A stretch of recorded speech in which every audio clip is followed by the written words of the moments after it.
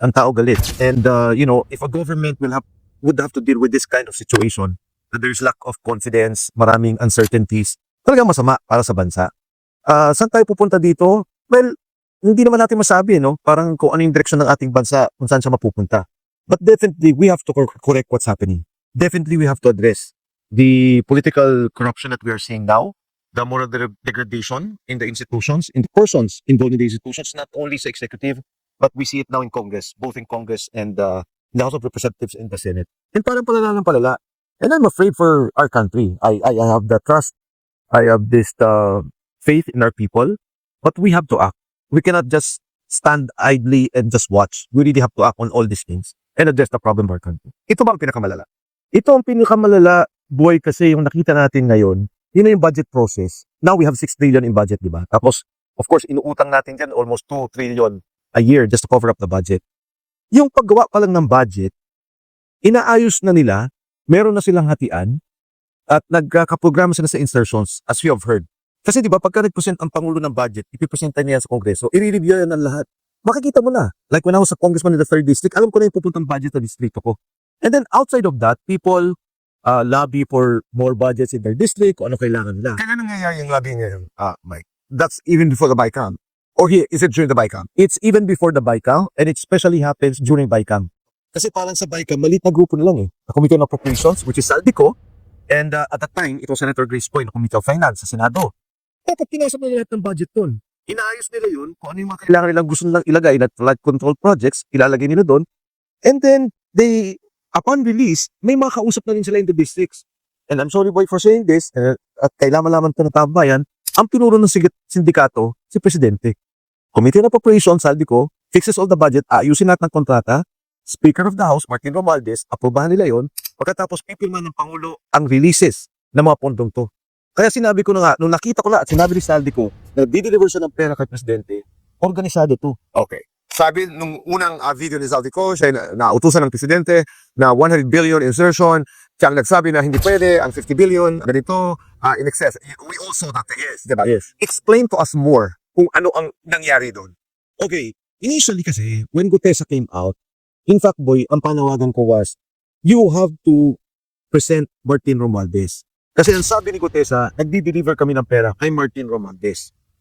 That's it. In fact, to be fair to the President at the time, tinanong ko po si Gutesa, nagdi-deliver ba kayo kay Presidente? Sabi niya, sir, hindi ko alam. Never ako nakasama. Kay Speaker Martin lang po.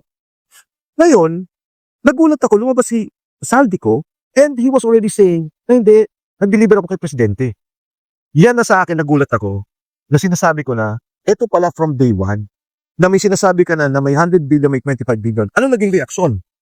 Hindi lang dininay eh. Ang sinabi ni Senator King, totoo yan, pero hindi ka nag-deliver kay Presidente. Nag-deliver ka kay Trigive, Olaybar, Yusek, and then Yusek Education, and Yusek Adrian Bersamin. Sabi ni Saldi, hindi, ibang pondo yan. At saka hindi 26 billion, 52 billion yan. So can you imagine, nagkakagulo sila sa kwento, that already you're looking at 25 billion plus 52 billion pesos. 77 billion. Isisingit ko lamang ito because I heard an interview of Congressman Toby Chanco. Yes. Na ayon sa kanya, ay ang naratiba ay may nagdi-deliver ng pera sa Presidente doon sa Malacanang. Particularly a certain house in front of the Malacanang. Aguado. Na ayon sa kanya, ay walang kinalaman ng Presidente dahil ito ay bahay ni former Speaker Martin Romualdez. That's correct. How does it play into your now? Okay. Si Congressman Toby Tiangco, yung kanyang kinikwento lahat, no? On the insertions, what happened. Tama yun eh. I think ang difference lang namin is, where does it stop? Kay Congressman Toby Tiangco, ang pinapoint out niya, hindi umabot kay Presidente yan. Walang alam si Presidente dyan. Ako, ang pinapoint out ko, okay, etong mga kasama niya, yung kanyang henchman, Committee on Appropriations, sinasabi, tumanggap siya. Number 1. Number 2, siya nag-approve ng budget. Number 3, and most importantly, siya nagre-release ng budget. So on all counts, merong responsibilidad ang Presidente para sa akin. Allegation lang naman ito, ano? Okay, pwede bang halimbawa, Let's take out the names. Okay, let's take out the names. We have a Speaker of the House who's corrupt. Okay, ito'y gumagalaw, ito'y nagnanakaw sa pera ng bayan. okay, Kaya ba ng Speaker gumalaw na hindi alam ng Presidente? I'll tell you this. Pag tinignan mo yung flood control programs, there is a program under NEDA, National yung Development Authority, National Economic Development Authority, NEDA, merong programa ang DPWA. So nakikita nila talaga yung requirements ng flood control based on the development of our country. So sinasubmit nila yung budget based on the NEDA flood control budget. So alam po kaagad, pag submit po pa lang, ito yung mga programang gusto mo. Pag na lumabas na to, at kung saan-saan na lumabas yung mga flood control na hindi naman kailangan, not required, not part of the program, you know that there's already a problem. Now, in the release of those projects, again, dadaan na naman sa iya. The approval is with you, and then the release are with you. Pag nakita mo yung program gumagalaw, even before the program budget is moving, then you know that there's a problem. Magtataka ka. And ang nangyari dito, boy, kasi, kaya naman naging malaki yan tong usapan na to, you're talking of 300 congressmen. Lahat sila required sa 25%. Lahat sila. So, alam nila lahat at nagugulat sila, ang laki naman. Bakit naman ganon? So, what I'm pointing out, boy, is, again, without personalities, naging systemic and organized. What's happening? Dati, presidente ka, may mga departments, merong gumalaw dito sa, let's say, DSWD. Merong gumalaw ng kung ano mang mga, whatever bidding that they have there. Let's say, rice. For Baguio. Hindi mo na makikita yun as president. Diba? Wala ka nang alam doon. Pero if you're talking of billions of pesos, iba yun. Iba yun. Between the Speaker of the House at an APRO, kaya ba gumalaw ng APRO na hindi alam ng Speaker? Never. Cannot, never. So, puntahan natin ang kwento ni Zaldico. Bakit, Mike, sinasabi ni Zaldi na hindi ako kumita ng isang kusing dito sa perang pinag-uusapan? Tinanong din sa akin yan. And in fact, ako sasabihin ko agad dito sa iyo, boy, hindi ako naniniwala. Kasama ka dyan, involved ka dyan, kumita ka dyan. Pero alam ko rin na buwaporma sila from a legal point of view. Okay. That at a certain point, they would have to defend themselves. No? Kaya sinasabi niya na ganito. Pero, as to the paper trail, as to the ledger, alam mo si Saldi, may libro eh. Hindi ko ito, kakwento ko, boy, hindi ko maintindihan to eh. Sabi ni Sergeant Gutesa, inakyat po namin, sir, yung 45 na mga, 46 ng mga maleta. Inakyat niya, iniwan niya yung 15 sa kanya. Bumaba yung 31. Sabi ko, parang illogical, ang bigat eh. Sabi ko, bakit yung ginagawa yun, Sag? Sabi niya, sir, hindi ko alam eh. Tapos naisip ko ngayon that is coming out, pinipicturan niya. Pinipicturan niya lahat ng maleta, pagkatapos ng deliver na. Kasi boy, dito hindi na bilangan ng pera. Biluhan na. Kino. Sabi ko, paano pagbilang ng pera? Ang dami nun. Sir, may kino ho. Sabi niya, alam niyo ba, sir, na ang 1 kilo, it is the office of the president. You have failed in governance. You have failed in stopping corruption in your administration. And I will go even to the extreme of saying, you knew and you were the head of the organized corruption happening in government. Now, up to the president to prove himself innocent. Kailangan niyan sagutin si Saldico for 3 years. He was the chairman of the Committee on Appropriations. You do not become Committee Appropriations chairman if the president doesn't want you to be the chairman. The Speaker of the House, poder din ng presidente yan. Sa lahat ng naging eleksyon ng speakership, pag sinabi ng presidente itong dapat na speaker, ito yung magiging speaker. Ngayon, mas gusto ko pa nga yung ibang nagsasabi na BBM Sara resign. Diba? Congress abolish, Senate abolish, puro kayo corrupt. Mas malinaw pa sa akin yung ganang panawagan. Pero sa akin naman, extreme yun. Because from my point of view, itong kay presidente na nangyaring corruption with the budget came from his office, headed by his office as president of the country. Speaker, Committee on Appropriations. Sabi nila, may corruption din dito sa OVP eh. Okay, sinasabi niyo OVP. First and foremost, pending yan sa COA. You're talking of 800 million pesos. The actual na pinag-iimbestigan ngayon sa COA, out of 125 million, is 73 million pesos. I'm not gonna go into details, but the point is, you read the COA review of all departments.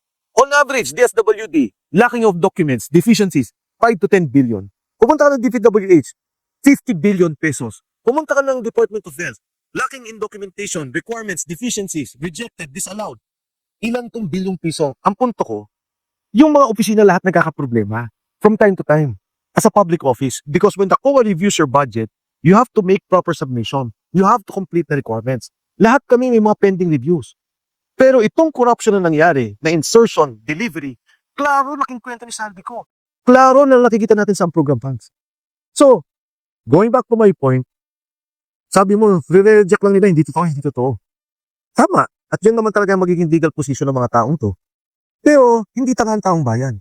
Hindi tanga ang mga taong nanonood, nakikita na ano talaga yung nangyari. everyone reads, everyone tries to find out ano ba nangyayari sa bansa. At lahat tayo ulat. Lahat tayo parang, wow, shock, ganito ba talaga nangyayari? Okay. There are also people now who are taking the position of, okay, anybody but Sara. At nagsaligang batas eh. That's the political component of this whole mess. Yes. Kasi it's not purely a corruption issue. There's politics involved. Yes. Kahit na sino, okay lang sa Sara.